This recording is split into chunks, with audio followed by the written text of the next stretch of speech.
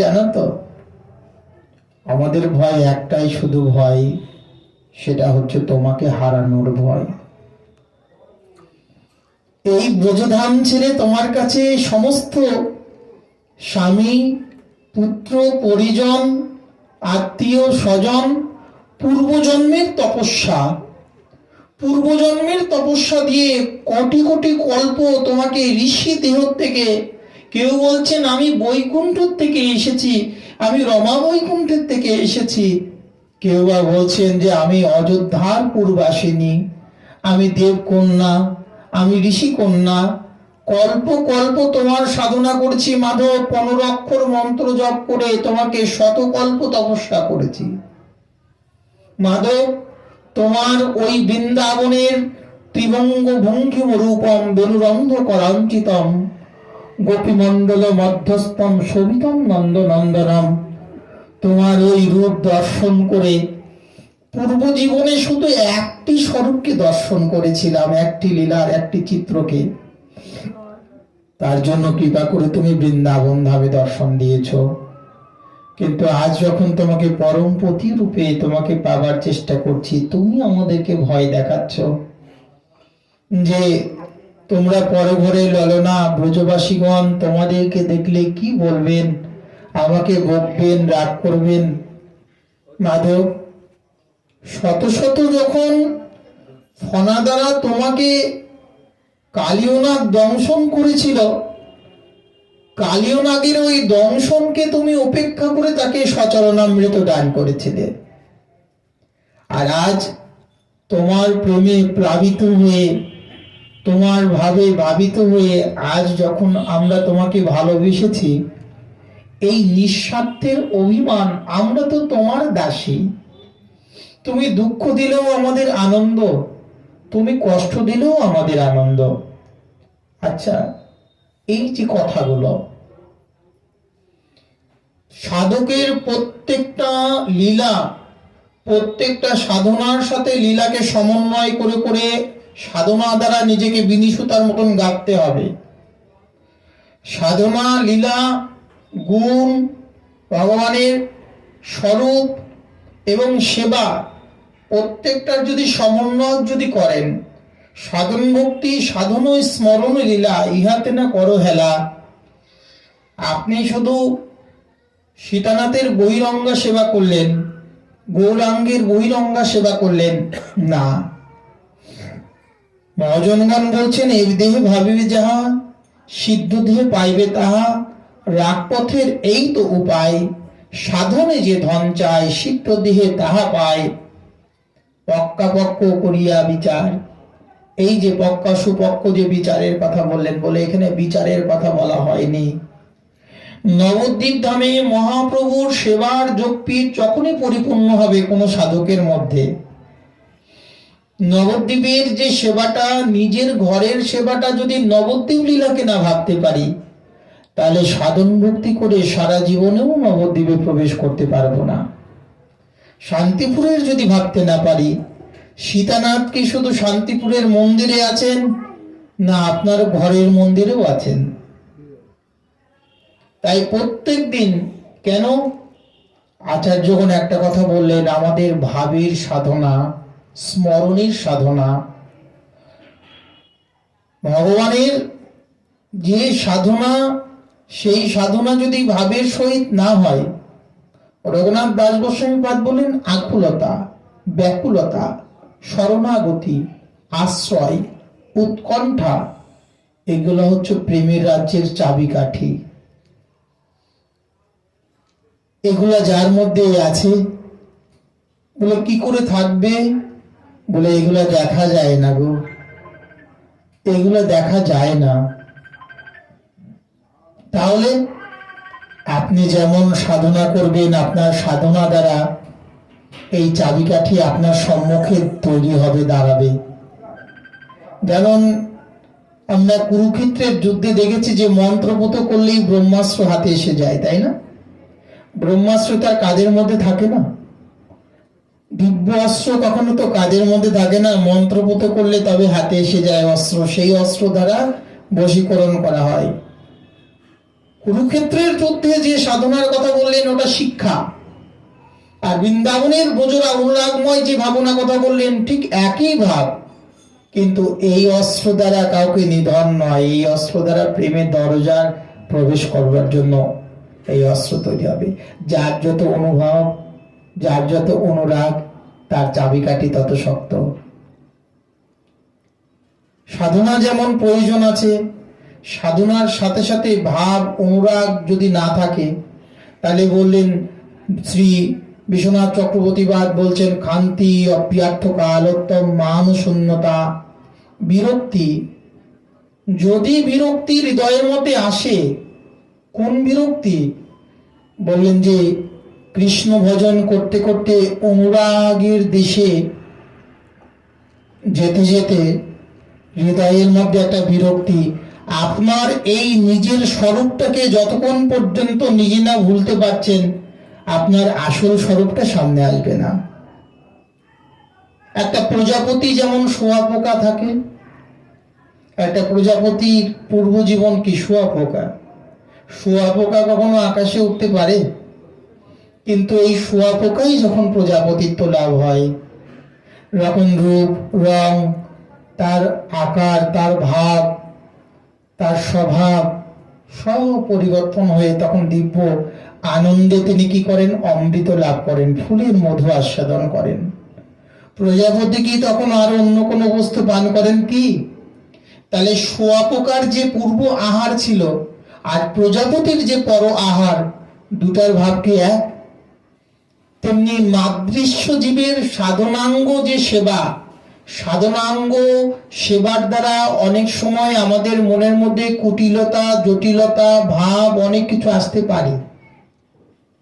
সাধনাঙ্গ ভক্তি করতে করতে অনেক সময় অভিমান আসতে পারে, আমি এত মালা করছি, আমি বৈষ্ণব, আমি সাধু, আমি বড়, আমি অমুক, আমি তমুক। কিন্তু রাগমার্গের যে সাধনা, অনুরাগের যে সাধনা, সেখানে গিয়ে সকলের একই স্বরূপ, সকলের একই সম্মান, সকলের একই জায়গা, সকলের একই বেশ, একই দেশ, একই স্বভাব। সেখানে কি আপনার গুরুদেবের, যিনি পরম গুরুদেব গুরুমঞ্জরি, তাকে যে স্বভাবটা দিয়েছেন আপনার গুরুদেবকে, তার বেশি কি গুরুদেব করবেন? আপনাকে যে স্বভাবটা দিয়েছেন আপনি কি তার অতিরিক্ত করবেন? সেখানে কি উচ্ছৃঙ্খলতার জীবন? না। তাই আমরা যারা দীক্ষিত ব্যক্তি, গুরু পদাশ্রিত ব্যক্তি, সাধনাঙ্গ ভক্তি করতে করতে অনেক সময় কি হয়ে যায়? বললেন যে ভক্তির 5টা দোষের জন্য আমরা ভাব অনুরাগযুক্ত ভক্তিকে আমরা পেতে পারি না, আমাদের জীবন থেকে আসতে চায় না। তার একটা বিষয় লয়, জীবনে বহুদিন ধরে ভজন সাধন করছি, কিন্তু ভজন সাধনের মধ্যে যে অনুরাগময় সাধনায় হয়তো সেবা করছি, পূজা করছি, কোনোদিন 4টা, কোনোদিন 4:30, ভোগ লাগাতে গিয়ে কোনোদিন হয়তো কোথাও কারো না কারোর মধ্যে নিষ্ঠা আছেন, কেননা নিষ্ঠায় উপজায় প্রেমের তরঙ্গ।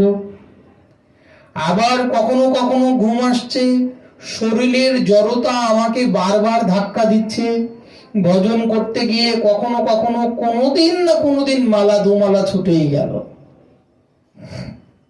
কোনোদিন না কোনোদিন দেখা যাচ্ছে যে যে নিষ্ঠাকে কোনোদিন পরিপূর্ণ হচ্ছে, কোনোদিন আবার একটু অপূর্ণতা হচ্ছে। একে বলা হয় লয়, কষায়। কেমন? সাধন ভজন করছি, কিন্তু নিজের দীক্ষার পূর্বের যে স্বভাবজাত সংস্কার, এই সংস্কারকে ত্যাগ করতে পারছি না। সেখানে যে সাধন ভক্তির সেনাপতি হয়ে, নিরূপণ হয়ে, একেবারে অর্জুনের পার্শ্বদের মতন গোবিন্দ যেমন সারথি হয়েছে, তেমনি সাধন ভক্তির ওই যে সিংহাসনে দাঁড়িয়ে সেনাপতিত্ব করে নিজের স্বভাবটাকে, নিজের স্বরূপটাকে, নিজের পূর্বজন্ম কৃতম কর্ম, এই জন্মের কর্ম, এই জন্মের ভিতরের কিছু বহিরঙ্গা চাহিদা, আসরিকতা, কিছু যোগগুলা যে হৃদয়ে গেঁথে আছে, এদেরকে সাধন ভক্তির দ্বারা লবণাক্ত তৈরি করে বের করতে পারছি না। যার কারণে কি হচ্ছে? সাধন করছি, ভজন করছি, কথা বলছি, জড়জাগতিকের মধ্যে মাতামাতি করে ফেলছি। সাধনাঙ্গ প্রেম, প্রেমের সাধনা আর ভাবের সাধনার দ্বারা গুলাতে গিয়ে একেবারে ক্ষীরের মধ্যে লবণ ছিটিয়ে দিচ্ছি, পায়েসের মধ্যে লবণ দিয়ে দিচ্ছি। তখন কি হচ্ছে, সেই জায়গাটা গিয়ে আর নিজেকে তৈরি করতে গিয়ে একবার যদি পায়েসের মধ্যে ভুল করে লবণ দিয়ে দেন, তাহলে যতই চিনি দেন না কেন সেই স্বাদ কি আর ফিরে আনা যায়? এই জন্য বললেন সাধু সাবধান, ফের করো অবদান। ভজন করছেন, সাধন করছেন, বললেন যে সাধন ভজন তো গোবিন্দকে যতটা ভালোবাসি তার থেকেও যদি সাধন ভজনকে ভালো না লাগে তাহলে গোবিন্দের ভালোবাসা পরিপূর্ণ হবে না। মহাজনগণ বলছেন একজন পরিপূর্ণ ভাগ ভক্তি আর রাগ ভক্তির সাধক, তার কাছে গোবিন্দকে ভালোবাসার থেকেও গোবিন্দের সাধন ভজনকে আগে ভালোবাসতে হবে। গোবিন্দের যে গৌরাঙ্গের যে আচার আচরণ, আমাদের মাদৃশ্য গৌরীয় বৈষ্ণবদের যে আচার আচরণ, যেভাবে অনুরাগের পরাকাষ্ঠা, এই পরাকাষ্ঠায় আগে নিজেকে ডুবতে হবে। যতক্ষণ পর্যন্ত নলে গুড়ের মধ্যে না ডুববো ততক্ষণ পর্যন্ত নলে গুড়ের রসমালাই না হওয়া পর্যন্ত গোবিন্দ সেবায় লাগতে পারবো না। যার জন্য মাদৃশ্যজীব বলছেন এই যে এ মায়া পিচাসী জীবেরে মহিয়া লয়ে যায় দূরে দূরে। অনেক সময় সাধন ভক্তি দ্বারাও আমাদের এই যে কতগুলা আমাদের সুতার বাধা আছে সংসারের মধ্যে, এই সুতাগুলা কিন্তু সবসময় আমাদেরকে টানতে থাকে। আপনি হরি কথায় আছেন, ধামে আছেন, সাধু সঙ্গে আছেন, কোনো চিন্তা নেই, সব ভুলে গেছেন। আবার যখন একটু ঘরের মধ্যে চলে যাচ্ছেন তখন দেখবেন কতগুলা মায়া, কতগুলা ভাব আপনাকে একেবারে যে ভাবের উপর দাঁড়িয়ে আপনি ছিলেন সেই ভাবটাকে নষ্ট করে দিচ্ছে। এর একটাই কারণ, সেটা হচ্ছে কষায়, প্রতিপত্তি, বিপত্তি। দীর্ঘদিন ধরে সাধন ভজন করছি, কিন্তু সাধন ভজন মনে হচ্ছে যে করতে হয় করি, সকালে উঠতে হয় উঠি, মেশিনের মধ্যে ধান দিলে চাল বের হয়, যেমন যন্ত্রবৎ সাধনা। সাধনাটা হচ্ছে, কিন্তু একান্তে যে অনুরাগ সেটা কেমন? বললেন যে অভিমান ক্রোধ যদি না থাকে তাহলে সংসারের প্রতি আপনার বিরক্তি আসবে। বিরক্তি যদি সংসারে আসে তখন আপনার কি হবে? আপনার সময় নষ্ট করতে চাইবেন না। সংসারের শত কর্ম আপনাকে ঠিক হরিভজনের সময় আপনাকে ঠিক করিয়ে নেবে। যদি তদ্রূপ যদি বিরক্তি আসে তাহলে হৃদয়ের মধ্যে অভিমান আসবে। যত ভজনের অনুভব তার মধ্যে ততটা অভিমান। অভিমান কেমন? মান শূন্যতা। ভগবানের প্রতি অভিমান, জগতের কাছে একেবারেই দীনতা। যদি মান শূন্যতা আসে, মহাজনগণ বলেন তখন একটা হৃদয়ের মধ্যে আশা প্রকৃষ্ট রূপে জন্মাবে। প্রত্যেকটা সাধকের মধ্যে সেই জাতীয় আশা হৃদয়ের মধ্যে তখনই জন্মানো উচিত। নাম করছি দীর্ঘদিন ধরে, কিন্তু নাম যে আমার হচ্ছে কি হচ্ছে না, এই প্রশ্নের মুখে দাঁড় করালে যদি যথার্থ অনুরাগী সাধক থাকেন তিনি তো নিজের ভজনের দ্বারা বেরিয়ে যাবেন। কিন্তু যদি নিজের মনের কাছে প্রশ্ন করছি যে নামটা আমি করছি, আমার এই নামটা কি ঠিকভাবে হচ্ছে কি? আচার্যপাদ বললেন ঠিক যদি নাও হয় তাও আপনাকে মনের মধ্য থেকে একটা আশা আনতে হবে যে না আমার হচ্ছে। যদি নাও হয় তাহলে স্বামিনীজু তুমি আমাকে করিয়ে নিও।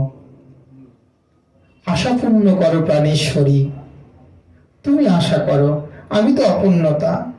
শিশু যদি নতুন থালায় যদি হাত দেয় হামাগুড়ি দিয়ে, মায়ের থালাতে হাত দিয়ে হাতের গুটিতে দুটো অন্ন থাক আর না থাক, যদি নতুন নতুন হাম্বা হাম্বা বলে মায়ের মুখের দিকে যদি হাতটা দিয়ে এই মুখে অন্নের যদি হাতটা তুলে দেয়, তাতে অন্ন থাক আর না থাক মায়ের মনের ওই শিশুর ভাবটাকে প্রাধান্যতা দেয় কিনা? তদ্রূপ বললেন যে আমাদের মতন মাদৃশ্যজীব সাধকের মধ্যে সেই ভাবনাই আনতে হবে, যে আমার মধ্যে তো সেই ভাবনা নেই। জড়বিদ্যা তুমি দিয়েছ, মায়ার বৈভব তুমি দিয়েছ, অরিক্ত সংসার তুমি দিয়েছ, তুমি এর জন্য দায়ী। তুমি কেন দিলে? না দিলেই পারতে। এই যে মায়ের কাছে যেমন একটা আকুলতা ব্যাকুলতা, বললেন যে প্রাণেশ্বরীর কাছেও, গৌর সুন্দরের কাছেও, নিতাই চাঁদের কাছেও, এবং সীতানাথ এবং শান্তিপুরের পুরন্দরনাথের কাছে যদি এই আদো আদো ভাবময়ী সেবা প্রত্যেক দিন যদি কোনো সাধক সেবার সময় এই ভাব অনুকূল ভাবনা নিয়ে, শ্রী গুরুপাদকে একেবারেই কোমল বালক স্বরূপের ভাবনা নিয়ে, আচ্ছা নবদ্বীপে যেতে হবে 12 বছরের বালক হয়ে, তাই তো? তাহলে আমার বয়স এখন কত? আপনার বয়স কত? আপনার বয়সের যে ভাবটা এখন কেমন? আপনি এখন কি ভাবছেন? আমি 60 বছরের বুড়া। 60 বছরের বুড়ার ভাব নিয়ে নবদ্বীপে যদি নিতাই চাঁদের কাছে যান, মহাপ্রভুর কাছে যান, তাহলে কি নিতাই চাঁদ মহাপ্রভু কি আপনাকে করুণা করবেন? ওখানে কি বার্ধক্যের প্রবেশ আছে কি? সেখানে তো নবযৌবন, কিশোর। তাহলে কিশোর ভাবটা যদি হৃদয়ের মধ্যে আনতেই হয়, এবার ভেবে নিন আপনাকে সাধনা দ্বারা ওই কিশোরত্ব লাভ করতে হবে। আগে সাধনা দ্বারা কিশোরত্ব লাভ করুন, তারপরে তো কিশোরী। যদি এই কিশোরত্ব, এই নীলা শান্তিপুর ধামে থেকে কিশোরত্ব ভাব যদি হৃদয়ের মধ্যে জাগ্রত না হলো, তাহলে তো বৃন্দাবনে যাই আর রিটার্ন টিকিট কেটে চলে আসি। আসা যাওয়ায় আমার সার হলো, আমি হয়ে গেলাম অসার, দেখতে হয়ে গেলাম মাকাল ফল। তাহলে কি আমি গৌরচরণে নিবেদিত প্রাণ হলাম? এই জন্য মহাজনগণ বলছেন যে বৃন্দাবনের যে অনুরাগ, আমরা যারা বৃন্দাবনে যাই, বৃন্দাবনের মাটিতে যখন পদাঙ্কিত করি, তখন কিন্তু হৃদয়ের মধ্যে একটা ব্রজ অনুরাগময় হাওয়া চলতে থাকে, তাই না? রাজাকুণ্ডে যখন যাই, তখন বাড়িতে কি আপনার নুনের হিসাবটাকে আর মনে থাকে? তেলের হিসাবটা কি আর মনে থাকে? কিন্তু ট্রেনে যখন ওঠেন তখনই তেলের হিসাব নুনের হিসাব আবার ফিরে আসে। মহাজনগণ বলছেন যে অনুরাগের দেশ। তেমনি এই যে শান্তিপুর, এই শান্তিপুরে সীতানাথের এই বহিরঙ্গা সেবাটাকেই কেন জানলাম, সীতানাথের কান্নাটাকে কেন নিতে পারলাম না? সীতানাথ যে চোখের জল ফেলেছিলেন, সেই চোখের জলের স্রোতের মোহনা গঙ্গা পর্যন্ত পরাস্ত হয়ে গেছিলেন, যে তোমার চোখের অশ্রুর যে স্রোত, আমার স্রোত তাতে আমি পারবো না তোমার স্রোতের কাছে। তুমি যেভাবে অশ্রুর স্রোতে কেঁদেছ একেবারে গঙ্গা জলে, বললেন যে তুমি নিজে স্বয়ং ভগবত পরতত্ত্ব সীমা, তুমি গঙ্গা জলে গঙ্গা পূজা করা যেতে পারত, কিন্তু তুমি গঙ্গা জলে গঙ্গা পূজা করলে না। বলে তোমার পাদদেশ দিয়ে কেন তুমি তোমার নিজের পূজা করবে? যে পূজা তুমি সুদামাকে পর্যন্ত নিজের চরণ জল দিয়ে করেছিলে, তুমি যদি ভক্ত পূজা যদি নিজের চরণ জল দ্বারা করতে পারো, তুমি নিজে দেখিয়েছ। সীতানাথ বললেন আমি তো ভক্ত রূপে আছি এখন, তাই আমি এখন কেন তোমাকে গঙ্গা জল তুলসী দিয়ে আমি তোমাকে দেব? সীতানাথ কিন্তু গঙ্গা জল তুলসী জলে দেননি। কি দিয়েছিলেন? দিয়েছিলেন চোখের জল দিয়ে গৌরকে ডেকেছিলেন। শান্তিপুরের বুড়ামালি, বৈকুণ্ঠের বাগান কালী, আনলো এক গৌর রূপে চারা। এই জন্য শান্তিপুরকে যদি কেউ না চিনতে পারে, তাহলে নবদ্বীপ ধামকে চেনা তার পক্ষে সম্ভব নয়।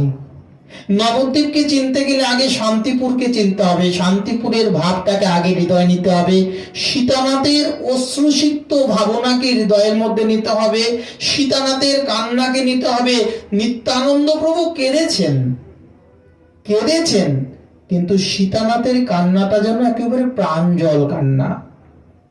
এই জন্য মহাজনগণ বলছেন যে আমাদের এই যে ভাবনাত্মক যে ভাব, যে ভাবের পরাকাষ্ঠায় আমরা দাঁড়িয়ে আছি, আমাদের যেতে হবে তো বৃন্দাবনের সর্বসাধনায় পরাকাষ্ঠ হয়ে নবদ্বীপে যখন আমরা প্রবেশ করব, নবদ্বীপে শ্রীগুরু পাদ পদ্ম যখন ঈশান কোণ, পূর্বদ্বার বা কোনো একটি দ্বারে শ্রীগুরু পাদ পদ্ম দাঁড়িয়ে থাকবেন, আর সেই দ্বারের মধ্যে মাদৃশ্য জীব আমরা সেখানে গুরুপাদ পদ্মের পাশে দাঁড়িয়ে থাকবো, তাই না? গোবিন্দের যখন বৃন্দাবন লীলা হৃদয়ের মধ্যে প্রকট হবেন, গোবিন্দ মহাপ্রভুর যখন বৃন্দাবন লীলার ভাবের পরাকাষ্ঠ প্রকট হবেন, তখন কি হবে? যে ওই স্বরূপে বৃন্দাবন স্বরূপ হয়ে যাবেন। তাহলে তো সেটা গৌরীর কৃপাতে হব। এই জায়গাটা গিয়ে আমরা যখন সাধনা করছি, তখন এই জায়গাটা মাদৃশ্য নতুন সাধকদের জীবনে কি হচ্ছে, কি করে ওই স্বরূপটা পাব, কি করে প্রবেশ করব, কি করে যাব। কিন্তু স্মরণাঙ্গ লীলাতে সখীচরণ বাবা মহারাজ তার স্মরণাঙ্গ গুটিকাতে যেমন তিনি লিখেছেন, আপনারা যারা অবশ্যই যারা গুটিকা আস্বাদন করছেন তারা দেখবেন, গৌর গোবিন্দ লীলামৃত গুটিকাতে সখীচরণ বাবাজি মহারাজের জীবন চরিত্রে দেখা যায় যে তিনি যত নিখুঁতভাবে অষ্টকালীন লীলা গুটিকা আস্বাদন করেছেন, গৌর মণ্ডল ভূমিতে বা বৃন্দাবন মণ্ডল ভূমিতে এহেন গুটিকা বহু দুর্লভ। ব্রজের ভক্তমাল চরিত্রে সখীচরণ বাবাজি মহারাজের জীবন চরিত্রে দেওয়া আছে, তিনি গুটিকাকে একবার নয় চারবার মন্থন করে কি করে ব্রজের ভজনময় গুটিকা হৃদয়ের মধ্যে জাগ্রত করতে হবে, সেই গুটিকাকে তিনি আস্বাদন করে একেবারে পরিপূর্ণভাবে তিনি সাধনা করেছেন। আচ্ছা, আমরা গুরু মন্ত্র পেয়েছি, গোবিন্দ মন্ত্র পেয়েছি, জপ তপ করছি, কিন্তু এতটুকুন দ্বারা যদি হৃদয়ের কাছে বলি ব্রজের অনুরাগ বা নবদ্বীপের ধামস্থ মহাপ্রভুর যোগপীঠের অনুরাগ হৃদয়ের মধ্যে আসা সম্ভব কি? বৃন্দাবনের স্বরূপটা তো পেলাম, নবদ্বীপের স্বরূপটা, আবার একটা প্রশ্ন আছে যে বৃন্দাবনের ব্রজগোপী স্বরূপটা তো গুরুদেব একাদশ ভাবে দিলেন, নবদ্বীপের স্বরূপটা তো হৃদয়ের মধ্যে সেখানে তো কাগজে কলমে পাওয়া হয়নি। বললেন যে এখানে সিদ্ধ বাবা বলেছেন যে সাধনে ভাবিবে যাহা সিদ্ধ দেহে পাইবে তাহা। কেমন? যেদিন থেকে রোজ আপনি ভাববেন যে মহাপ্রভুর যোগপীঠে সকালবেলা প্রাতকালে আপনি প্রবেশ করছেন, স্মরণে নব গৌর চন্দ্র নাগর বনমালী, এই যে নদিয়া ইন্দু করুণা সিন্ধু, এই যে প্রত্যেক দিন পদের কীর্তনের সাথে সাথে আর গৌর ধামে যদি প্রত্যেক দিন আপনি প্রবেশ করেন, গৌর সুন্দর কি আপনাকে ডাকবেন না? গৌর সুন্দর কি আপনাকে কাছে টানবেন না? আর প্রত্যেকদিন যদি নবদ্বীপের যোগপীঠে প্রবেশ করেন, তাহলে কি আপনি কি নারীত্ব রূপ রাখতে পারবেন? আপনার এই স্বরূপ রাখতে পারবেন? আরে যে কীর্তনের দ্বারা প্রহ্লাদ কীর্তন করছেন, হিরণ্যকশিপু ছুটে এসেছেন, ছুটে এসে কীর্তনের প্রভাবে হিরণ্যকশিপু পর্যন্ত দেখছেন যে আমার মধ্যেও এই মাতালের ভাব এসে যাচ্ছে, আর বেশিক্ষণ থাকলে আমিও এখানে মাতাল হয়ে যাব, এখান থেকে আমার পালিয়ে যাওয়াই ভালো। কৃষ্ণ নামের যে প্রেমের অনুরাগ, এই অনুরাগ যদি সত্য যুগ থেকে যদি থেকে থাকে, তাহলে সেটা তো সাধনাঙ্গ ভক্তি ছিল, কিন্তু আজ যে ভক্তির অনুরাগ সেটা তো প্রেমানুরাগ। গৌর সুন্দর তো আমাদের ব্রজের ভজন তো সেখানে সাধন ভক্তি নয়, বিধি ভক্তি নয়, বৃন্দাবনে বিধি তো প্রবেশ নেই। নবদ্বীপে বিধি থাকতে পারে, নবদ্বীপে বহিরঙ্গা সঙ্গে নাম সংকীর্তন সেটা নবদ্বীপে থাকতে পারে, কিন্তু বৃন্দাবনের প্রবেশ করতে গেলে মথুরা স্টেশনে বিধিকে ত্যাগ করে কৃষ্ণের প্রেমানুরাগকে আশ্রয় করতে হবে। যদি সেখানে গিয়ে যদি এরকম বিধি বলেন এইভাবে করেন, বলে ওইটা বৃন্দাবনের ব্রজভূমির জন্য প্রযোজ্য নয়। কিন্তু নবদ্বীপে বলে নবদ্বীপেটা আরো গভীর, কৃষ্ণ লীলাকে তো আস্বাদন করা যায়, কিন্তু গৌর লীলাটা সম্পূর্ণই অনুভবের ব্যাপার। এই জন্য মহাপ্রভু সীতানাথ আমাদেরকে তো বিষ্ণু রূপে আগে তো কৃষ্ণ ভজন দিতে পারতেন না, আমাদেরকে কৃষ্ণের অনুরাগ দিতে পারতেন, কিন্তু এই জন্যই দেয়নি যে বৃন্দাবনের ব্রজ অনুরাগ।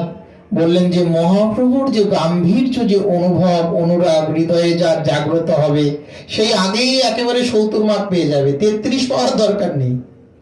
100-র মধ্যে 30 পেলে তো পাস, 33 পেলে পাস। বলে মহাপ্রভুর নিতাই গৌর সীতানাথকে যারা অনুভবের কাঠগড়ায় দাঁড়াবেন, তাদের বৃন্দাবনের অনুরাগ আগেই তাকে একেবারে সাধন ভক্তি দ্বারা হৃদয়ের মধ্যে প্রেম ও অনুরাগের উৎফুল্লিত করে কখন যে প্রভু একেবারে বৃন্দাবন লীলায় প্রবেশ করাবেন, এটা আমরা বুঝতেও পারবো না, আমাদের দৃষ্টির অগোচর। যার কারণে বললেন যে রঘুনাথ দাস গোস্বামীপাদ যেভাবে আমাদেরকে অনুরাগ করে বৃন্দাবনের কথা বলেছেন, যে হা বৃন্দাবনেশ্বরী, তোমার যে করুণা, একেবারে তোমার যে চরণে আশ্রয় করেছি। গোবর্ধন বলছেন, রঘুনাথ তুমি তো মধুর রসের উপাসক, এহেন বৃন্দাবনে দাস্য, সখ্য, বাৎসল্য, মধুর চারটি উপাসনাই আছেন। তাহলে তুমি তো চাইলেই তো বংশীবটে গিয়ে একবেলা দুবেলা গোবিন্দের স্মরণ করলেই তো স্বরূপ পেয়ে যাও, ব্রজগোপী দেহ পেয়ে যাও। ত্রিভঙ্গ ভঙ্গিমকে যদি পাওয়ার তোমার এতই আকুলতা, তাহলে বংশীবটে গিয়ে ভজন করো না। এখানে কেন তুমি গোবর্ধনে, আর তুমি গোবর্ধন তটে রাধা কুণ্ডে কেন তুমি আসতে চাইলে? রঘুনাথ বলছেন যে হে গিরি গোবর্ধন, তোমার এই তটে গোবিন্দের রাস থেকে শুরু করে সমগ্র লীলা আছেন। কেন? তোমার এই গোবর্ধনকে যদি আশ্রয় করা না যায়, তাহলে বৃন্দাবনের পুরো রস মাধুর্যময় পূর্ণাঙ্গ লীলাকে আস্বাদন করা সম্ভব নয়। কেননা ধান্য বীজ যদি আবরণ যদি চালের মধ্যে যদি না থাকে, তাহলে সেই বীজের থেকে কখনো অঙ্কুরিত দানা হয় না। তাই তোমার এই গোবর্ধন মানে সমস্ত লীলার আবরণ। এই গোবর্ধনটাতে যদি আমি থেকে, যদি আমি কৃষ্ণ অনুরাগে, রাধা অনুরাগে যদি আমি পাই, রাধা ভজন যদি নাহি গেলা, বললেন যে কৃষ্ণ যদি রাধা রানীর ভজন যদি না হয়, তাহলে কৃষ্ণ ভজন তার একেবারে অকারণে। এই জন্য বলছেন যে সেই রাধা রানীর ভজন, রাধা কুণ্ড তট, যেখানে গোবিন্দ স্বয়ং প্রতিশ্রুতিবদ্ধ যে আমি তোমার এই কুণ্ডতে প্রত্যেক দিন মধ্যাহ্নে আসবো। তাই প্রভু আজ তোমার কাছে এই প্রার্থনা করি যে তুমি আমাকে গোবর্ধনের একটি এই শ্রীকুণ্ড তটে আমাকে বাস দাও। আমি যেন নিত্য নিরন্তর স্বামী নিজু যখন আসবেন মালিহারি কুঞ্জে মালা গাঁথবেন, কিশোরী যখন ইশারাতে সমস্ত ব্রজাঙ্গনাদেরকে, গোপীদেরকে যখন ইশারায় সেবার পরিপাটির জন্য ডাকবেন, আমাকেও তুমি কিশোরী একটি সেবা দিও। যদি আমি নাও পারি, অন্তত শ্রীরূপের অনুগত করে আমাকে শিখিয়ে নিও। যদি নাও পারি, ললিতার আনুগত্য দিয়ে আমাকে শাসনের দ্বারা শিখিয়ে নিও। যদি নাও পারি, বৃন্দারিকা, মীরা, মেরলতা, চার দ্বারে আমাকে দ্বারে শাসন করে নিও। অন্তত দ্বারের মধ্যে অন্তত একবার প্রবেশ করবার অধিকার দাও। তোমার দ্বারে যদি না যেতে পারি, তাহলে তো আমার এই জীবন অপূর্ণতা হয়ে গেল। এই যে অনুরাগ, এই অনুরাগের পরাকাষ্ঠায় দাঁড়িয়ে সাধক দাস যদি তিনি পরম আকুলতা, ব্যাকুলতা, উৎকণ্ঠা, এগুলো যদি সাধক দাসের মধ্যে না থাকে, তাহলে সাধক দাসের সাধনময় ভক্তি এই জীবনে সাধনাঙ্গই হয়ে যাবে। বহিরঙ্গা সঙ্গে বিধিভক্তি যেবা ভোজে বৈকুণ্ঠে যায়, রাগমার্গ যেবা ভোজে কৃষ্ণ চরণ পায়, তাহলে রাগের ভজন হবে না। বিধিকে নিয়ে যদি পড়ে থাকেন, তাহলে বৈকুণ্ঠের ভজন করবেন, কৃষ্ণ মন্ত্র পাবেন। কৃষ্ণ মন্ত্র, বিষ্ণু মন্ত্র মানেও কৃষ্ণ মন্ত্র। বিষ্ণু আপত্য প্রমাণিতি বৈষ্ণব, তার মানে আমরা যারা বৈষ্ণব, কৃষ্ণ বিষ্ণু নারায়ণে ভেদ করা যায় না। কিন্তু ব্রজেন্দ্র নন্দনের যে প্রেমের অনুরাগের যে উপাসনা, যে ব্রজেন্দ্র নন্দনের প্রেমের উপাস্য যে আরাধনা, সেই আরাধনা নিকুঞ্জ সেবা থেকে বঞ্চিত হয়ে যাব। তাহলে গোটা কয়েক বললেন যে আশা যদি হৃদয়ের মধ্যে উৎকণ্ঠাময় না হয়, আশা যদি হৃদয়ে যদি ব্যাকুলতাময় না হয়, আশা যদি হৃদয়ের মধ্যে একেবারেই ভাবুকময় না হয়, আশা যদি হৃদয়ের মধ্যে একেবারেই হৃদয়কে বিদরত না করে, আশার দ্বারা যদি মনের মধ্যে যদি আপনার একেবারে ধাক্কা না লাগে, থুতকা না লাগে, আমি তো কুকুর, তুমি তো ঠাকুর, কুকুরত্বের ভাব যদি হৃদয়ের মধ্যে না থাকে, তাহলে এই স্বরূপত্বের বহিরঙ্গা স্বরূপত্বের এই অভিমান দিয়ে কোনো কিছুই পাওয়া সম্ভব না। সেখানে না গোস্বামী, সেখানে না বাবাজি, সেখানে না নারী, সেখানে না পুরুষ, সেখানে ওই সাধক দেহের কোনো যোগপীঠে এই সকল পরিচয়ের কোনো মূল্য নেই। সুতরাং যে পরিচয়ের কোনো মূল্য নেই, যে পরিচয়টা শুধুমাত্র ওই দ্বার অব্দি নিয়ে যাওয়ার একটা মাধ্যম, তাহলে এই পরিচয়ের কি প্রাধান্যতা দিয়ে আমার জন্য শ্রেষ্ঠত্ব, না ওই দ্বারের চরণে প্রান্তে যাওয়ার জন্য ভাব অনুকূলময়, যে অনুরাগময় নিত্য দুফোঁটা চোখের জল কেন পড়ে না? আরে মদনটের বাবা 40 বছর ধরে কেঁদেছিলেন মদন মোহন আঙিনার পিছনে। মদন মোহন আঙিনার পিছনে অন্ধ বাবা বৃন্দাবনে বাস করতেন। তিনি 40 বছর ধরে অন্ধত্ব হয়ে মাদুকুরি রুটি খেয়ে মদন মোহন মন্দিরের সামনে গিয়ে রোজ কাঁদতেন, আমি অন্ধ। দিলেই যখন চোখ, তোমার এই দৃশ্যমান বৃন্দাবন, প্রকট বৃন্দাবন আর অপ্রকট বৃন্দাবন, কোন বৃন্দাবনের দর্শনে কি দিলে না? তোমার দৃশ্যমান বৃন্দাবন এই যে পড়ে আছি, হে মদন, হে গোবিন্দ, গোপীনাথ, শ্যামসুন্দর, এই অন্ধত্ব জীবন দিলে তোমার সেবা দেওয়ার জন্য যোগ্যতা নেই। আমি যে তোমার চরণকেও দেখতে পাই না, যে তোমার চরণ যে একটা পুষ্প অর্ঘ্য দিব, আমার জীবনের এই দুরূহ অবস্থা কেন দিলে? দিলেই যখন ভাব, তাহলে চক্ষু কেন দিলে না? ঠাকুর, কোনোদিনই কি তুমি একবার আমার এই নয়ন চক্ষু দেবে না? একটি বারের জন্য তোমার ওই যুগল স্বরূপ দর্শন দাও। তোমার কাছে কিছুই চাই না প্রভু, তোমাকে আজ্ঞাও করতে চাই না, তুমি আমায় জোর জবরদস্তি করে আমাকে চরণ দর্শন দাও। আমি যদি তোমায় জোর করি না আমায় দেখা দাও, তাহলে তো তোমাকে আজ্ঞা করা হয়ে যাবে। আমি তোমাকে আজ্ঞা করতে চাই না, শুধু তোমার কাছে কাঁদি, তোমার চরণে আসি।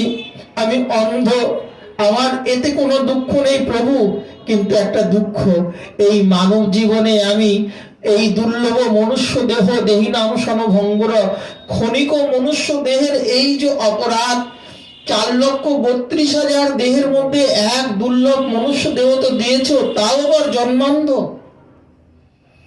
আসলে মদন বাবা জন্মান্ধ না, আমরা জন্মান্ধ। আমরা তো অন্ধ। আমরা আমাদের গৌর সুন্দরকে এই যে রোজ তুলসী দিই, কিন্তু গৌর সুন্দরের হাসি আমরা অনুভব করতে পারি না। গৌর সুন্দরের এই যে আজ্ঞা, বললেন যে মদন মোহন বাবা একেবারেই কাঁদতে কাঁদতে একদিন মদন মোহন আঙিনাতে নিজের মাথা ঠুকতে ঠুকতে ঠুকতে ঠুকতে রক্তাক্ত করে ফেললেন। মদন তীরের অন্ধ বাবা 40 বছর বললেন যে আমি 40 বছর কেঁদেছি স্বামী নিজু, এই আমার মনের অভিমান নয়, আমার মনের একটা আকাঙ্ক্ষা। হে স্বামী নিজু, অভিমান থাকলে তো তোমার চরণ পাওয়া যায় না, কিন্তু আকাঙ্ক্ষা থাকলে তো তোমাকে পাওয়া যায়। অভিলাষ থাকলে তো পাওয়া যায়, অনুরাগ থাকলে তো তোমাকে পাওয়া যায়। তাই বলে কি আমি তোমাকে অনুরাগের দ্বারা পেতে পারি না, আকাঙ্ক্ষার দ্বারা পেতে পারি না? আমার মনের উৎকণ্ঠা দ্বারা কি আমি তোমাকে পেতে পারি না? আমার মনের প্রতিটি উৎকণ্ঠা, প্রতিটি, আমি যে সাধন ভক্তি করব, তোমার বৃন্দাবনে এসেছি, কি করে জপ করব, তপ করব, সাধনা করব, তিলকটা যে আমি কপালে রচনা করব, স্বামী নিজ, আমি তো আমার এই নয়ন চক্ষু দিয়েও আমি তোমাকে দেখতে পাই না। কিন্তু শুধুমাত্র একটা জিনিস তুমি আমায় দিয়েছ, সেটা হচ্ছে আমার হৃদয়ের সরল অনুরাগ। এই অনুরাগ দিয়েই তোমাকে ডেকে যাচ্ছি, কবে দেখা দেবে? আর কি দেখা দেবে না? এই জীবনে কি আর তোমায় আমি পাবো না? তাহলে কি এই জীবনে মানব জীবন হয়ে এহেন বৃন্দাবনে তোমার দ্বার প্রান্তে বসে আছি, তুমি কালীয়নাথকেও যদি কৃপা করো ব্রজের অনুরাগ দ্বারা, ব্রজগোপীগণ কি করে গোবিন্দে গিয়ে একেবারে পদদলিত প্রেমের দ্বারা একেবারে পদবিষ্ট করছেন। বলছেন যে যে কালীয়নাথ তোমাকে এত দংশন করেছে, তাকে তুমি চরণ দিলে। আমরা তোমাকে ভালোবেসেছি, ভালোবাসার বিনিময়ে তো তোমার কাছে কিছুই চাইনি। যে ইন্দ্রদেব তোমার কাছে যে অপরাধ করলো তাকেও তুমি ক্ষমা করলে। গজেন্দ্রের কি ভাষা দিয়ে তোমায় ডেকেছিল? গজেন্দ্র কি তোমাকে নাম ধরে ডেকেছিল? অব্যক্ত সুরের স্বরের দ্বারা তোমাকে আকুলতায় ডেকেছিল, তাকেও করুণা করলে। কিন্তু আমরা যে অবহেলিত, আমরা যে একেবারেই অবলা, আমাদের নারীত্ব তোমার চরণে সমর্পণ করেছি, আমাদের অভিমানত্ব তোমার চরণে সমর্পণ করেছি, আমাদের সমস্ত ভাব তোমার চরণে, ভাব আম্রবকুলের মতন তোমার চরণে সমর্পণ করেছি, তাও কি আমাদের প্রতি তোমার করুণা এখনো হচ্ছে না? এখনো কি দেখা দেবে না? এই অদর্শন দিয়ে তুমি দেখিয়ে দিলে যে আমাদের হৃদয়ের যে প্রেমের অনুরাগ। তাই ভক্তের হৃদয়ের মধ্যে ভগবান বারংবার অনুরাগ বাড়ানোর জন্য ভক্তকে সদা সর্বদাই কি বলেন? আমি বিজ্ঞ তুমি অজ্ঞ, বিষয় কেন দেব, সচরণামৃত দ্বারা বিষয় ভঞ্জাইব। বিষয় যদি হৃদয়ে পরিপূর্ণ থাকে তাহলে আশ্রয় তত্ত্ব পাওয়া যাবে না। হয় বিষয় ত্যাগ করুন, না হলে আশ্রয়কে গ্রহণ করুন। সাধকের এই অনুশাসনের কড়া কঠোরতা হৃদয়ের মধ্যে নিতেই হবে। হয় বিষয়ের মধ্যে বললেন মিশ্র ভক্তি আর শুদ্ধা ভক্তি। এই জন্য ব্রজময় যে ভক্তি, সেই ভক্তিটা হচ্ছে শুদ্ধা ভক্তি। এবং নবদ্বীপের মধ্যে থেকে নবদ্বীপকে আশ্রয় করে যে ভক্তি, সেটা হচ্ছে মিশ্রা ভক্তি। কেন? মিশ্রা ভক্তিকে আশ্রয় না করলে শুদ্ধা ভক্তির পদাপিষ্ট পাওয়া যায় না। বৃন্দাবনের যে সাধনা বলেন, নবদ্বীপ হচ্ছে মাখন নবনী, এটা মাখন নবনীর দেশ। বলে না বৃন্দাবন, বলে না বৃন্দাবন নয়, বৃন্দাবন পরে, আগে মাখন নবনী হচ্ছে এই নিরাই নবদ্বীপ নদীবাসী। এখানে মন্থন হলে যে গীত স্বরূপ যে উৎপন্ন হয়, বলেন যে তার দ্বারা কি হয়, সেই স্বরূপের দ্বারা তবে গিয়ে বৃন্দাবনের ভজন সাধন হয়ে থাকে। তাই মদন মোহনের বাবা মহারাজ কানতে কানতে একেবারেই ভাব বিহ্বল হয়ে বললেন, স্বামিনী যুগ, আমি তো তোমার বৃন্দাবনে তোমাকে আজ্ঞা করতে পারি না, আমি তো তোমাকে বলতে পারি না তোমায় আমায় দেখা দিতেই হবে। আমি রঘুনাথের মতনও তোমাকে বলছি না, রঘুনাথ দাস গোস্বামী পাদের মতনও বলছি না, দেখা দাও দেখা দাও দেখা দাও, একবার প্রাণ রাখো, একেবারে প্রাণ হারিয়ে গেলাম প্রাণ। বলে তোমার যেদিন অনুরাগ হবে, তোমার যেদিন কৃপা হবে, আমি তো তোমার ধাম ছেড়ে কোথাও যাব না, তোমার এই মন্দিরেই পড়ে থাকবো। যদি প্রাণ যায় এখানেই যাবে, অন্যত্রে কোথাও যাব না। তাহলে এই যে বাবাজি মহারাজ ক্রন্দন করতে করতে একদিন কপাল ঠুকতে ঠুকতে রক্তাক্ত, রাধারানী গোবিন্দ দুজন একে অপরকে বলছেন, অন্ধ মদন বা টের বাবা, টেরি অন্ধ বাবা এত কান্নাকাটি করছে, 40 বছর ধরে কাঁদছে। রাধারানী তোমার কি একবার, গোবিন্দকে বলছে যে গোবিন্দ তোমার কি একবার দেখা দেবার ইচ্ছা করে না? গোবিন্দ বলছে আমি তো তোমার জন্যই বসে আছি, তোমার নাম বলছে, তুমি গেলেই তো আমি যেতে পারি, তোমার দাসী তো, তোমার দাসীকে কি আমি একা কৃপা করতে পারি রাধে? তুমি যদি না যাও তাহলে আমি কি করে কৃপা করব? এই গোবিন্দ একেবারেই দুজন মিলে গেছেন। গোবিন্দ আবার বাচাল, বলে আমি আগে যাই, আমি আগে গিয়ে একটু পরীক্ষা করি। এই গিয়ে, বাবা তুমি এত কাঁদছো কেন? ও আমার মা বোধহয় তোমাকে রসা একটু কম দেয়, তোমার রুটি খেতে পেট ভরে না, তুমি বোধহয় সবজি একটু কম পাও, তোমার অনেক খোরাক বেশি খাও, এই জন্য তোমার পেট ভরে না। এই এদিকে রাধারানীর অনুরাগে, বাবা মহারাজের প্রেমের অনুরাগ, আর গোবিন্দকে সেখানে লবণ ঢেলে দিচ্ছেন। এবার ভক্তর এই অনুরাগের মধ্যে ভগবানও যদি বাধা দেয়, ভগবানের সব জায়গায় বাধা দিয়া গোবিন্দের অধিকার আছে, একটা জায়গা বাধা দেওয়ার অধিকার নাই, সেটা হচ্ছে প্রেমের অনুরাগের ভক্তদের কাছে গিয়ে। এই জন্য ভগবান বারবার পরাস্ত হয়। সকল ভক্তদেরকে পরীক্ষা নিতে পারে, কিন্তু যারা বৃন্দাবন নবদ্বীপের গৌরের যারা আশ্রিতা, গৌর আশ্রিত জন যারা, যারা বৃন্দাবনের অনুরাগের দ্বারা একেবারে অনুরাগিনী হয়েছেন, গৌর অনুরাগে রাঙায়িত হয়ে বৃন্দাবনের ব্রজ অনুরাগ, গৌর মানে একেবারে গৌর বর্ণ, আর বৃন্দাবন হচ্ছে অনুরাগিনী, একেবারে অলকা বলি। তাই প্রেমের অনুরাগী যারা অনুরাগ আর অনুরাগিনী হয়ে যারা একেবারে বৃন্দাবনের পথে যারা পরিষিক্ত জন, তাদের কাছে গোবিন্দ যেতে ভয় পায়। সাথে সাথে মদন বাবা একেবারে দিলেন, তুমি যাবে এখান থেকে, বাচালতা করতে এসেছো বাচাল। আমায় চোখের অশ্রু, আমার জন্য আমার প্রেম পরায়ণ কাঁদছে, আমি স্বামী নিজুর দর্শন কবে পাবো? কে তুমি? কেন এসেছো এখানে বিরক্ত করতে? যাও এখান থেকে। গোবিন্দ এক তারা খেয়ে ওখান থেকে পালিয়ে গিয়ে বললেন, রাধে এ বড় কঠিন বাবা, চোখ না থাকলেও রাগ আছে, বড় রাগী। হ্যাঁ, আমাকে এমন করে তাড়না ভৎসনা করলো, তুমি না গেলে হবে না। সাক্ষাৎ রাধারানী গিয়ে বলছেন, বাবা, আরে বাবা তুই কাঁদছিস কেন? ও বুঝতে পেরেছি, তোর বোধহয় বউ নেই, এই জন্য কান্নাকাটি করছিস। এই দেখুন, রাধারানীও কথা বললেন, গোবিন্দও কথা বললেন, কিন্তু গোবিন্দর কথায় রেগে গেলেন, কিন্তু রাধারানীর কথায় বাবা হো হো হো করে হাসা শুরু করলেন। আরে লালি, हमको कोई বহু বহু চাই না লালি, আমাকে তো তোর চাই। এই রাধারানী এইবার বললেন, নেরে এইবার যদি ধরা খেয়ে গেলাম তো? তুই কাঁদছিস কেন? বলে, সেটা তো তুই ভালো করে জানিস আমি কেন কাঁদছি। বললে, বল তুই কি চাস? বলে, আমি যা চাই তুই দিবি তো? আগে বল তো। বলে, আমি তোকে একবার দর্শন করতে চাই। রাধারানী দেখলেন যে এই তো ধরা খেয়ে গেলাম, এসেছিলাম এই জন্য এতদিন আসতাম না, কেন এইবার এসে এইবার মদনটির বাবার কাছে একেবারেই ধরা খেয়ে গেলাম।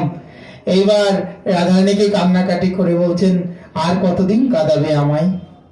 আর কতদিন কাঁদাবে? আমার হৃদয় তো শূন্য হয়ে গেছে, শুধুমাত্র চোখের অশ্রুটুকুনি আছে, আর তো কিছু নেই, একবার তো দর্শন দাও। গোবিন্দ রাধারানী বললেন, তুমি যে 40 বছর ধরে কন্দন করো, তোমার ওই কন্দন আমি শ্রবণ করি, তোমার কন্দনের যে অনুরাগ, আমরা তো তোমাকে দেখা দিতেই এসেছি, কিন্তু কি করে দেখা দেব? গোবিন্দ বললেন, তোমার তো চোখ নেই। বলে, তুমি চুপ করে থাকো তো, এত বেশি বাচালতা কেন করো? বললেন যে, তোমরা তোমাদের ওই দুহাত যদি একবার আমার চোখে স্পর্শ করো, এই জীবনে আর কিছুই চাই না, শুধু একবার তোমাদের দর্শন চাই। সাধকে না দাও, স্বরূপে তো দাও। সাধক দেহে দেখা নাই নাই দিলে, কিন্তু স্বরূপ দেহে দৃশ্যমান বৃন্দাবন দেখা না দিলে, অপ্রকট বৃন্দাবন তো আগেই লীলা করেছো তোমরা, কিন্তু প্রকট প্রকাশে একবার তো দেখা দাও। তাই স্বামী নিজু আর গোবিন্দ দুই হাত যখন, গোবিন্দ যখন বাম হাত আর রাধারানী দান চক্ষে স্পর্শ করলেন একেবারে, তখন সাথে সাথে মদনটের বাবা তার নিজ দেহ পরিত্যক্ত হয়ে তিনি ব্রজগোপিত্ব দেহে দেখলেন যে তার স্বরূপে তিনি দাঁড়িয়ে আছেন, এবং রাধারানী এবং গোবিন্দ একেবারে কুঞ্জ রচনা হলেন, সেখানে একেবারে কুঞ্জ ভাবাবিষ্ট হয়ে রাধা গোবিন্দ দুজন যুগল আছেন।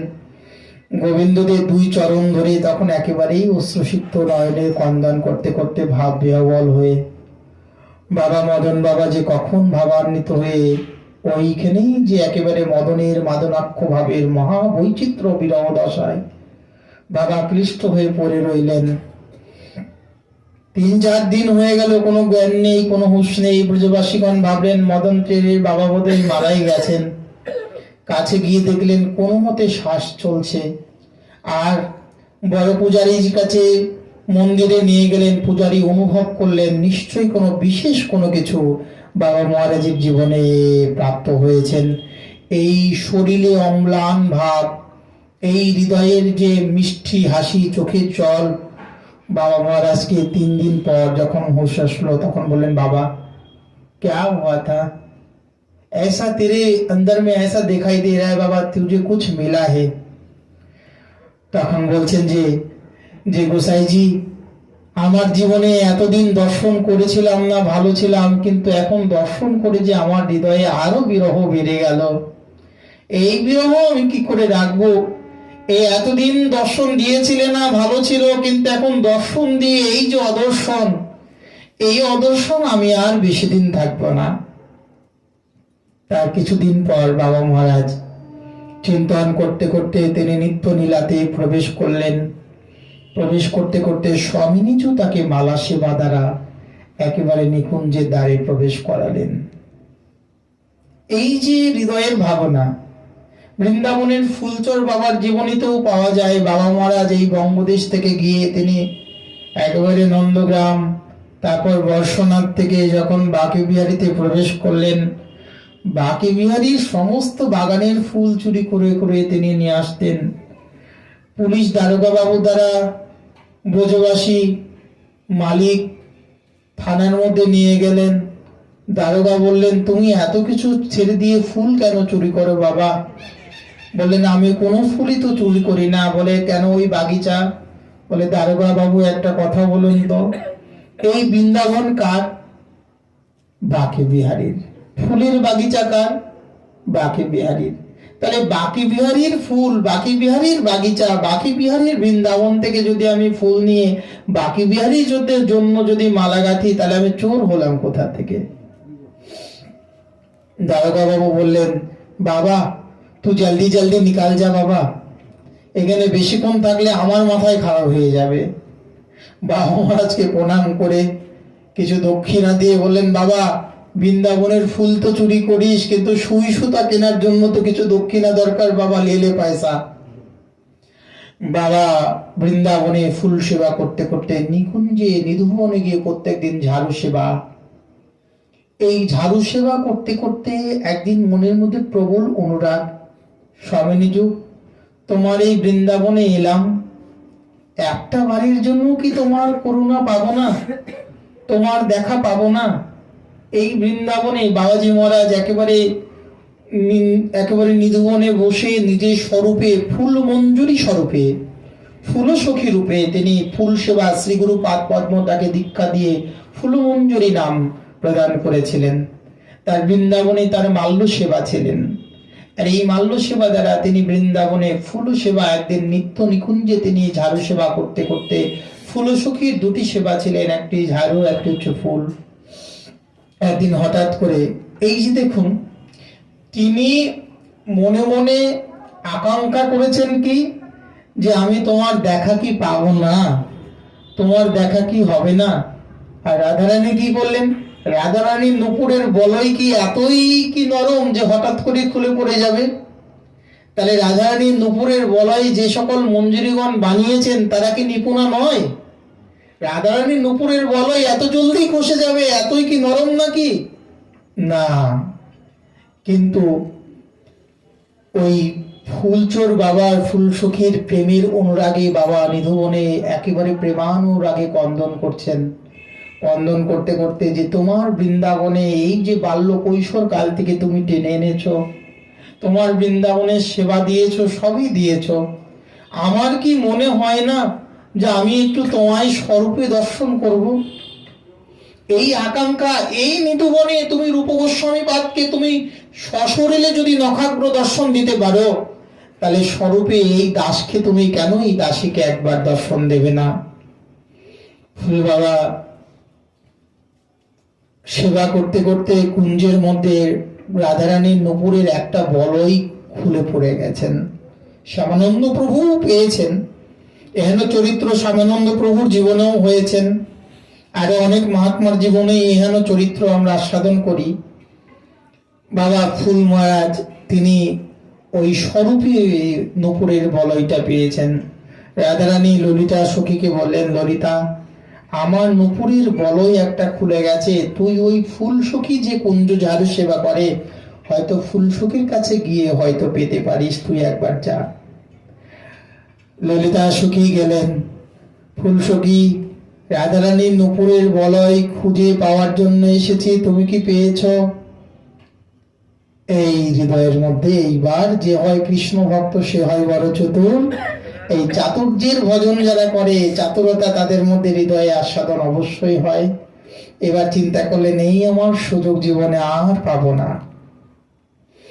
ভাবের সহিত মুখ বাঁকা করে বলছেন, একটা বলই পেয়েছি, সেটা শ্যামসুন্দরের না রাধারানীর, কি করে বলবো? বলে ওটা রাধারানীর নুপুর না, রাধারানীর নুপুর। বললেন যে না, তুমি বললে আমি কেন বিশ্বাস করব? আমার কথা তুমি বিশ্বাস করছো না? মনে মনে ভাবছেন যে এখন তোমার কথা বিশ্বাস করা যাবে না, এখন যদি তোমার বিশ্বাস করে যদি আমার নূপুর দিয়ে দিই, তাহলে তোমার হে ললিতে, তোমার অবধি আমি যেতে পারবো, আমি নিকুঞ্জ অবধি যেতে পারবো না। তাই ফুলসখী অনুরাগের দ্বারা একেবারেই পরাকাষ্ঠাতে বললেন যে যার নূপুর তাকেও আসতে হবে, যার নূপুর না তাকেও আসতে হবে, দুজনকেই আসতে হবে। দুজন যদি আসেন, দুজন আমার সম্মুখে তারা পাটা রাখবেন আমার এই বক্ষের উপর, আমি নয়ন ভরে দুজনের নূপুরকে আমি দেখব কার নূপুর, যে নূপুরটা হবে আমি নিজের হাতে পরিয়ে দেব। ললিতা বললেন, বাহ, তোমার যে চাতুরতা, তোমার গুরুদেব বোধহয় এই চাতুরতাই তোমাকে শিখিয়েছেন। আগে করলে ফুল চুরি, এখন করলে নূপুর চুরি। এই রাধারানীর কাছে গিয়ে বললেন, রাধে, এসো কি বড় শক্ত, আমার হাতে দিল না, তোমাকে যেতে হবে। বলে চলো যাই। বলে আহা না, তুমি একা গেলেও দেবে না। সে কি? বললেন তোমার শ্যামসুন্দরকেও নিয়ে যেতে হবে। রাধারানী শ্যামসুন্দর যখন সম্মুখে এসেছেন, ফুলসখী একেবারেই সুন্দর করে সুসজ্জিত করে কুঞ্জ সাজিয়ে বসে আছেন।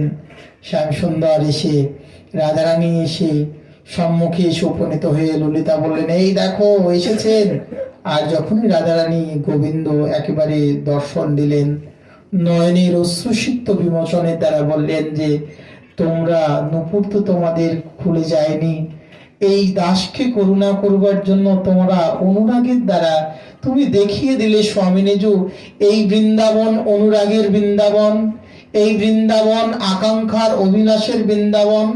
এহেন বৃন্দাবনে যারা তোমাকে পাবার জন্য অনুরাগ করেন, তোমার সেবা আকাঙ্ক্ষা করেন, তুমি তাদের আশাকে অবশ্যই পূর্ণ করো।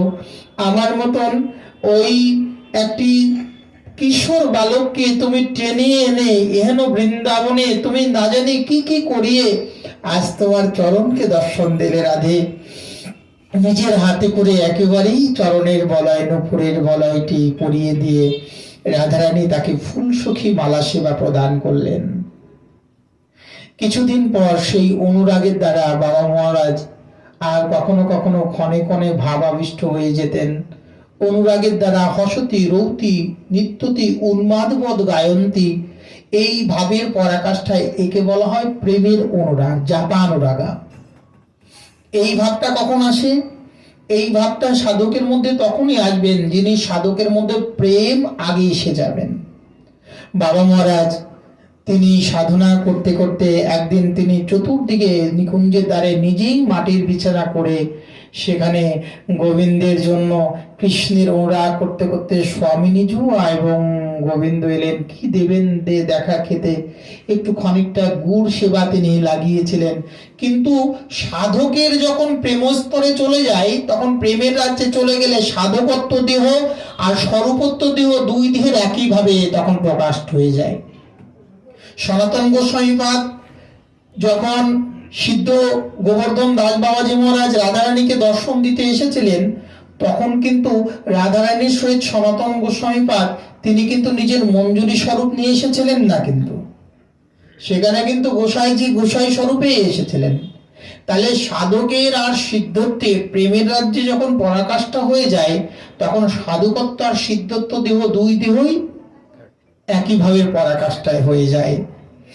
তদ্রূপ তিনি দেখলেন যে একটু স্বামিনীজুকে গোবিন্দকে তিনি ওই গুড় সেবা দিতে দিতে সেখানেই তিনি ভূমিতে শয়ন করে একেবারে ওখানেই নিত্যলীলায় কিশোরী তাকে নিয়ে গেলেন।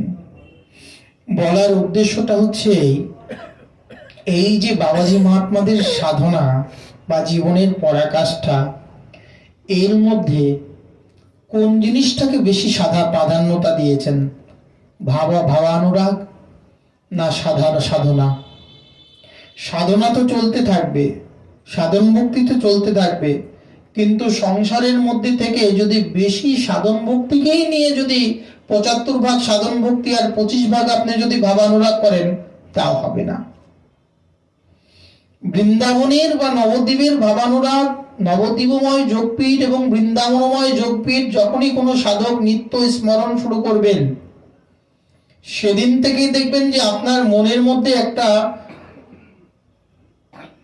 আকাঙ্ক্ষা, মনের মধ্যে একটা অভিলাষ আপনা আপনি তৈরি হবে, সেদিন থেকে দেখবেন আপনি নিজেকে লুকানোর চেষ্টা করবেন। যেদিন থেকে রাগমার্গের ভজন, নিত্যলীলা, স্মরণাঙ্গ সেবা হৃদয়ের মধ্যে ধারণা করবেন, সেদিন থেকে দেখবেন লীলা দুই প্রকার, একটা চল প্রবাহমান, একটা হচ্ছে হ্রদবৎ। প্রবাহমান লীলাটাই প্রথমে আমাদের সাধক জীবনের মধ্যে পরাকাষ্ঠায় পরিপূর্ণ লাভ হয়।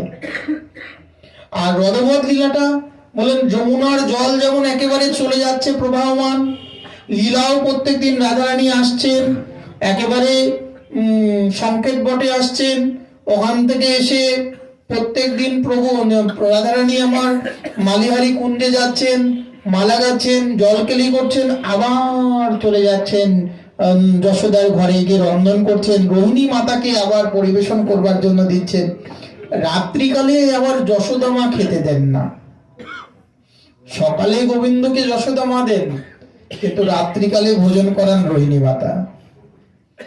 আর গোবিন্দ ভোজন করতে গেলে, গোবিন্দ এত চতুরা, গোবিন্দ যেমন বাঁকা তেমনি টেরা, তার ভাবও টেরা, তার স্বরূপও টেরা। এই এক পা দিয়ে আমরা তো হাঁটু গোড়া দিয়ে বসি, গোবিন্দ হামু গোড়া দিয়ে বসবেন না। ঠিক রাধারানী যেমন এক পা উঁচু করে নিচে হাত দিয়ে যে ভোজন, যে গোবিন্দ ভোজন করবেন, কেন বললেন যে এই জন্য করবেন, হাতটা যদি ভূমিতে না রাখি তাহলে লীলাটা কোন দিকে দেখাবো, কালকে যে কুঞ্জে কোন কুঞ্জে লীলা হবে, দক্ষিণে না ঈশানে না পূর্বে, সখীকে তো দেখাতে হবে। এখন চোখের ইশারা তো বুঝে যাবেন, তাহলে হাতের ইশারা বুঝবেন না। তাই গোবিন্দ ভূমিতে হাত দিয়ে এই দিশাটা প্রত্যেকদিন কোন দিকে হবে, আঙুলটা ওই দিকে দিয়ে ইশারা করবেন, কালকে অমুক বনে লীলাটা হবে। পূর্ণমাসী দেবী সেখানেই লীলাটা সাজাবেন। তো এই যে লীলা, গুণ, মাধুর্য আস্বাদনের সাথে সাথে সাধনা, এই সবগুলাকে একত্রিত করে সাধক যখন মিশ্রময় এই নবদ্বীপ লীলাচলময় ভক্তিকে আস্বাদন করে ব্রজ অনুরাগের পরাকাষ্ঠায় দাঁড়ায় যদি প্রবেশ করতে চায়, তাহলে সেখানে একটা কথাই দাঁড়ায়, সেটা হচ্ছে কি, যে হরি হরি আর কি এমন দশা হবে। তখন কিন্তু গৌরাঙ্গ বলিতে হবে পুলক শরীর, হরি হরি বলিতে নয়নে বহে মুনির, আর কবে নিতাই চাঁদ করুণা করিবে, সংসার বাসনা মোর কবে তুচ্ছ হবে। এই পথটা সাধন ভক্তিতে দাঁড়িয়ে যখন করছেন, আর যোগপীঠ সাধনা করে একবার আস্বাদন করুন, দেখুন দুটা পদের মধ্যে ভাবের কতটা হৃদয়ের মধ্যে অনুরাগ করে। তখন বিষয় বাসনা আজকে যে জায়গায় দাঁড়িয়ে মনে হচ্ছে যে বিষয় বাসনা মোর কবে তুচ্ছ হবে, আর কবে নিতাই চাঁদ করুণা করিবে, এই কথাটা কিন্তু আমরা এখন মুখবধ করছি, শ্রোতবধ, হৃদয়বধ হচ্ছে না। হৃদয়বধ যখন হবে, তখন আপনার এই হৃদয়বধের দ্বারা কি হবে, তখন আপনার এই যে ভজনাঙ্গ, শরণাঙ্গ আদি লীলা স্মরণ করতে গিয়ে, সাধনাঙ্গ লীলা করতে গিয়ে, সেবা করতে গিয়ে যেগুলা বহিরঙ্গা মায়া, জড়তা, জড়বিদ্যা, কতগুলা অনিত্য, নিত্য সংসারের মধ্যে বাস করে অনিত্য সংসারকে নিত্য ভেবে সাধনাঙ্গ ভক্তি আর অনিত্য সংসারকে আপনত্ব করে রেখেছি, তখন এই আপনত্বের ভূত ছুটে যাবে। তখনই আপনত্বর ভূত ছুটে যাবে। তখন আপনার মধ্যে আপনি ডাক্তার বাবু, মাস্টার বাবু, না আপনি দোকানদার বাবু, না আপনি মাতাজি, না আপনি পিতাজি, আপনার বাবাজি, অহমত্ব আর মমত্ব ভাব তখন ছুটে গিয়ে তখন কি হবে, প্রেমত্ব ভাব লাভ হবে। অহমত্ব আর মমত্ব ভাব যদি হৃদয়ের মধ্যে যদি থাকে, তাহলে প্রেমত্ব ভাব কখনোই হৃদয়ের মধ্যে আসবে না। তাই প্রেমত্ব ভাবের পরাকাষ্ঠায় যেতে গেলে নবদ্বীপে যখন সেবাটা করছি, সেই সেবাটা আমি যখন ভাবনা দ্বারা, আমার সেবাটা সাধনার সাথে যদি ভাবনা না থাকে, সাধনার সাথে যদি আপনার ভাবনা না থাকে, তাহলে নবদ্বীপের লীলা হৃদয়ে প্রকট হবে না।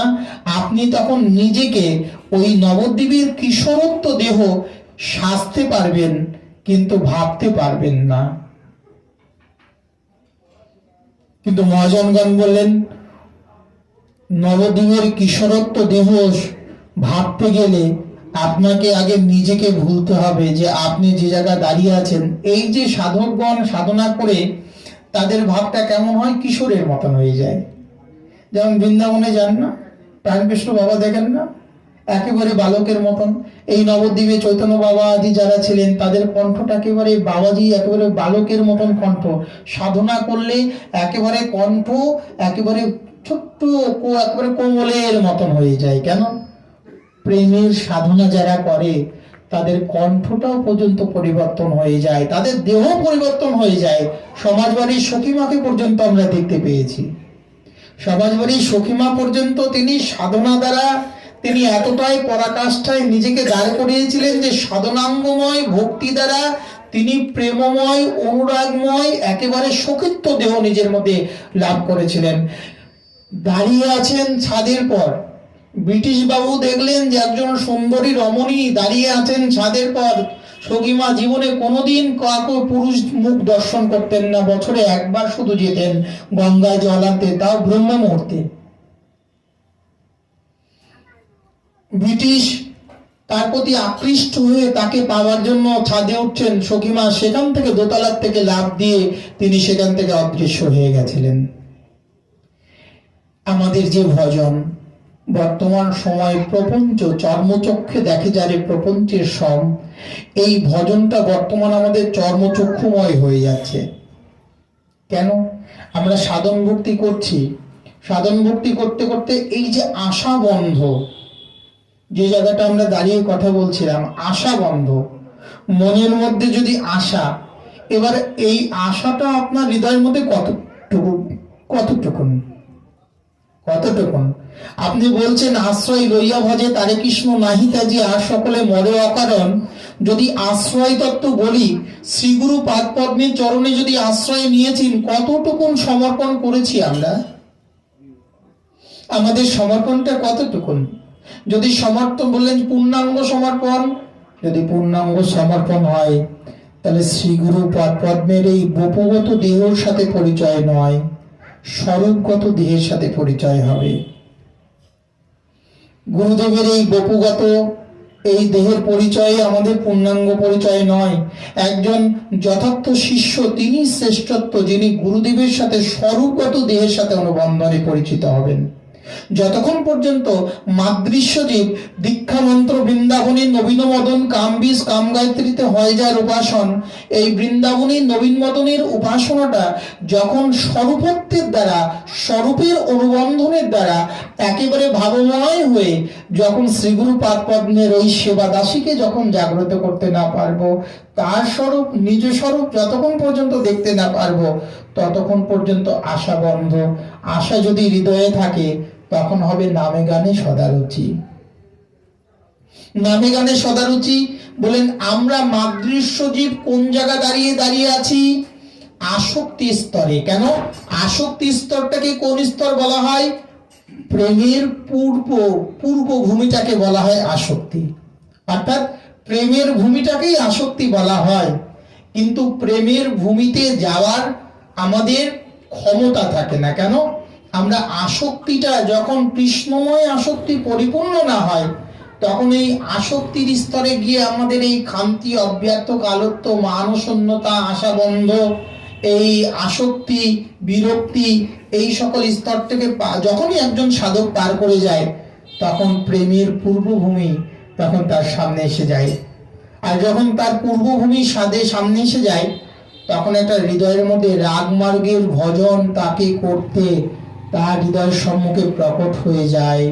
রাগানুগা ভক্তির পূর্ব আভাস সাধকের মধ্যে আসে। তখন তিনি কি করেন? সাধনাঙ্গ ভক্তি করতে করতে কখন যে তিনি একেবারে কলেজে ইউনিভার্সিটিতে চলে যায় প্রেমের ভক্তিতে, সেই সময় সাধনাঙ্গের একটা গাঢ়ত্ব ভাব আসে। যেমন বৃষ্টি যদি মধ্য গগনে যদি মেঘ করে, মেঘের একটা গরম বা একটা ঠান্ডা হাওয়া দ্বারা আমরা বলে দিতে পারি যে বৃষ্টিটা হবে কি হবে না, তাই না? আমরা বলে দিতে পারি। তেমনি মহাজনগণ বলছেন যে সাধনাঙ্গ ভক্তির থেকে প্রেম ভক্তিতে যখন কোনো সাধক প্রবর্তন হবেন, প্রেমানুরাগ, কৃষ্ণ ভজন করতে করতে কৃষ্ণ লীলা কৃষ্ণ গুণ, কৃষ্ণ সাধনা করতে করতে, কৃষ্ণ সাধনার দ্বারা বৈষ্ণব 29টা গুণের দ্বারা যখন প্রবর্তিত হয়, 29টা গুণের মধ্য দিয়ে যখন বৈষ্ণব কি করেন, কৃষ্ণ ভজন করতে করতে কৃষ্ণ লীলা যখন হৃদয়ের মধ্যে জাগ্রত হয়, তখন সাধক আর তার জীব দশায় থাকেন না, তখন সাধক দশায় থাকেন না, তখন বৃন্দাবনে চৌতারা, এই সুখময় বৃন্দাবন কবে হবে দর্শন, সেধুলি মাখিব রাঙা গায়, তখন ভাবটা হয়ে যায় বৃন্দাবনের। আর বৃন্দাবনের ভাব যখন হৃদয়ে এসে যায়, তখন বললেন শ্রী গোবিন্দ গোপীনাথ কৃপা করি রাখো নিজ পদে। এই সময় সাধকের মধ্যে কোন ভাব আসে? বললেন কাম ক্রোধ 6 জনে লয়ে ফিরে নানা স্থানে, বিষয় ভুঞ্জায় নানা মতে। সেই সময় গিয়ে সাধক নিরূপণ করতে পারে যে আমি কতটা বিষয়ের মধ্যে ডুবে আছি, আমার মধ্যে কতটা অনর্থ চলছে। সাধক সাধনা করলে তার বিষয় বাসনার জ্বালাকে নিরূপণ করতে পারেন। সাধক সাধনা করলে তার বিষয়ের মধ্যে আসক্তি কতটা, তার মধ্যে বহিরঙ্গা ভাব কতটা, জড়বিদ্যা কতটা, এই মায়া মোহরূপী যেগুলা দ্বাদশ অসুর আমাদের হৃদয়ের মধ্যে বাস করছে, সাধক তখন নিরূপণ করতে পারে আমার মধ্যে রোগের পরিমাণটা এতটা জ্বর।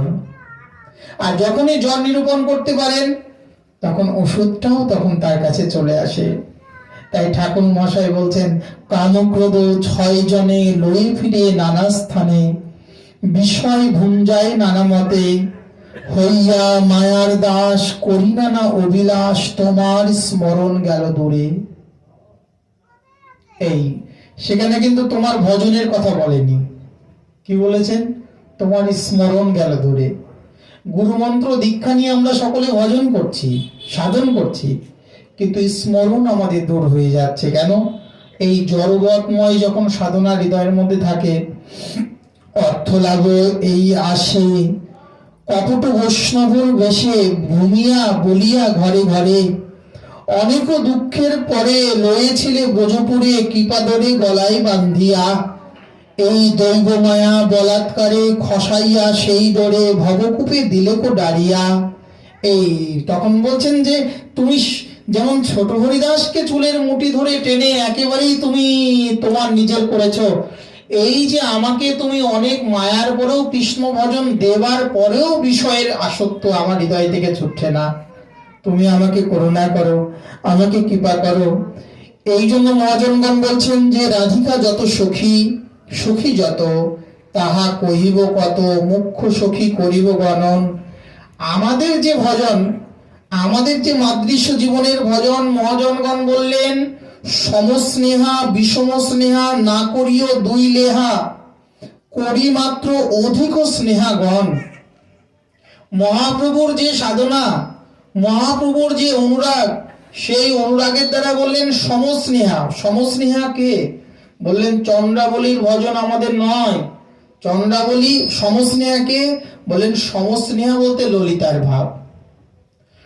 মাদৃশ্য জীবে গোপী ভাব, কিন্তু গোপী ভাব হলেও সখীর আনুগত্যা হয়েও সমস্নেহা ভাব আমাদের নয়। কেন? ললিতা দেবী যেমন আলতা পাহাড়ে গিয়ে গোবিন্দকে বিবাহ করেছেন, আবার দেখা যাচ্ছে যে তিনি সেবাও করছেন রাধারানীর সাথেও, তিনি রাধারানীর সাথে গোবিন্দ সেবা করছেন। সমভাব, নিজেও গোবিন্দকে পতিরূপে মানছেন, রাধারানীও গোবিন্দকে পতিরূপে মানছেন। বললেন যে না, আমাদের ভজনটা সমস্নেহা নয়, সমযুক্ত স্নেহা নয়, ললিতার আনুগত্য নেব কিন্তু ললিতার ভাব নয়। তাহলে কি বিষম স্নেহা? তাহলে কি চন্দ্রাবলীর মতন, চন্দ্রাবলীর মতন যে গোবিন্দকেই ভালোবাসবো, রাধারানীকে তো ভালোবাসবো না। রুক্মিণীর মতন কৃষ্ণকেই শুধু ভালোবেসেছি, কিন্তু রাধারানীর কথা তো তিনি রুক্মিণী কখনো মুখে দেননি। বলেন এটা বহিরঙ্গা ভাব, এটা ঐশ্বর্য মাধুর্য। আর আমাদের মহাপ্রভু আমাদের কি দিয়েছেন? সেটা হচ্ছে প্রেম ও মাধুর্য। মধুর রসের মধ্যে 2টা ভাব, একটা ঐশ্বর্য, একটা হচ্ছে মাধুর্য। ঐশ্বর্য মাধুর্য, একটা হচ্ছে প্রেম ও মাধুর্য। এই জন্য বৃন্দাবনের মধ্যে একই গোবিন্দের মধ্যে দুইটা ভাব আছে, ঐশ্বর্য আর মাধুর্য। গোবিন্দ যখন জন্ম নিলেন সেই সময় একেবারে পূর্ণমাসী দেবী নন্দের আঙিনার মধ্যে নিজেকে জায়মানে জনার্দনে আকৃষ্ট করে যখন রেখেছিলেন, আর দেবকী বসুদেব যে গোবিন্দকে মস্তকে করে একেবারে নিয়ে আসলেন নন্দের আঙিনাতে, কন্যাকে তুলে নিলেন, কিন্তু গোবিন্দ যে নিচে ছিলেন মাধুর্যের গোবিন্দ, আর যে মাধুর্যের গোবিন্দ আর ঐশ্বর্যের মাধুর্য গোবিন্দ দুই এক হয়ে গেলেন। তাই গোবিন্দের দুইটা, একটা হচ্ছে লীলা, একটা হচ্ছে কর্ম, দুই জাতীয় চেষ্টা করবার জন্য ভগবান স্বয়ং ঈশ্বর যবে অবতারে, ভগবান যবে অবতারে, অন্যান্য ঈশ্বর তাহে আসি মেলে। তাই গোবিন্দের এই লীলাকে পরিপুষ্ট করবার জন্য নারায়ণও এসে গোবিন্দের মধ্যে যুক্ত হয়েছেন। তাই কেন বললেন যে নারায়ণ এই জন্য, ব্রজের গোবিন্দ কখনো ওই পুতনাবধ করেনি, ব্রজের গোবিন্দ কখনো ওই বিষ পানও করেননি, ব্রজের গোবিন্দ কখনো কোনো অসুরকেও নিধন করেনি। কে করেছেন? তিনি বাসুদেব কৃষ্ণ নারায়ণ। গোবিন্দের দুটি চেষ্টা, একটা লীলা, একটা কর্ম। চেষ্টায়ম সকর্মণা। তাই এই চেষ্টার মধ্যে গোবিন্দ স্বয়ং যিনি ব্রজেন্দ্র নন্দন পরতত্ত্ব সীমা, তিনি লীলা করেছেন, তিনি মধুর রসকে আস্বাদন করেছেন। এই জন্য সেবার অনেকগুলো, লীলার মধ্যে অনেকগুলো ভাগ আছে, ভক্তির অনেকগুলো ভাব আছে, প্রেমেরও অনেকগুলো ভাগ আছে।